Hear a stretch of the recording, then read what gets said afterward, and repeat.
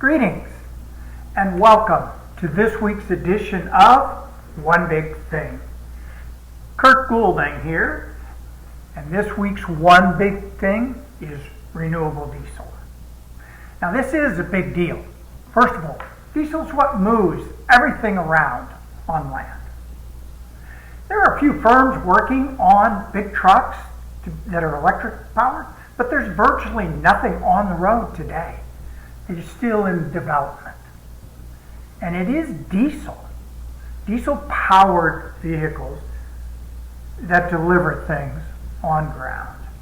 It is the best and most efficient manner to get general freight delivered. Now, the current regime in power in the U.S. has declared war on fossil fuels.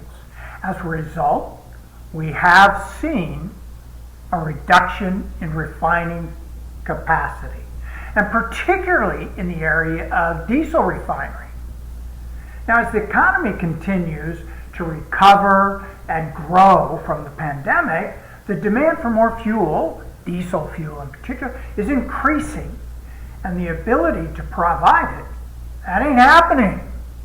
Now, in this most recent money giveaway, called the Inflation Reduction Bill, that is primarily a new Green Deal bill, we're seeing a mandate for renewable diesel. Now, currently the subsidy for biodiesel is around $1 a gallon.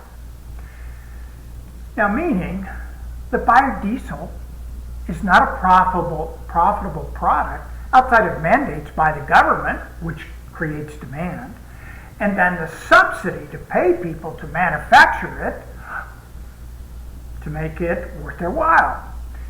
Now listen, the issue with subsidies is that they always result in inefficiencies and overproduction for a product not wanted, forcing the government to grant more subsidies to continue their mandated demand, and it becomes a never-ending cycle. So now, just what is biodiesel? Biodiesel is vegetable oil or fats that are cleaned up and then blended with regular diesel, somewhere between 5 and 20%.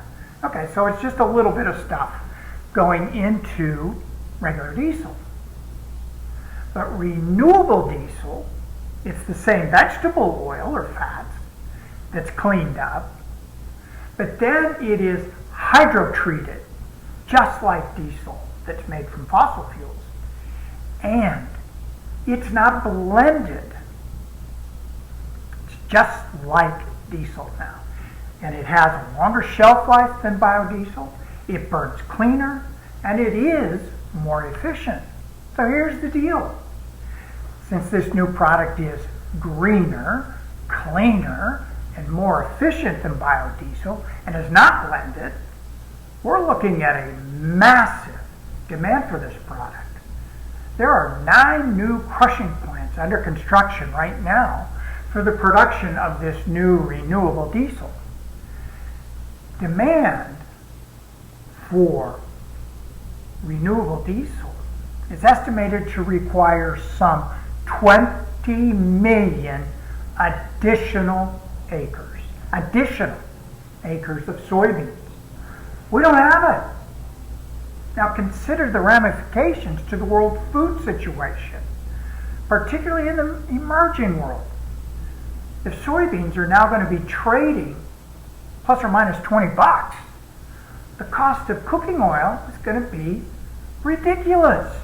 You know, we've seen that happen with the palm oil, that's going for primarily biodiesel, and what that has done and raised cooking oil prices and the implications to just in Asia, to the poor people there. Now, we're going to have global starvation. It's going to be rampant. And farmers are going to move away from corn to soybeans. They're going to move away from anything to soybeans. The cash cost is significantly cheaper. Corn costs 4 to 5 times as much. purely from a cash standpoint than soybeans. And with the cost of nitrogen skyrocketing.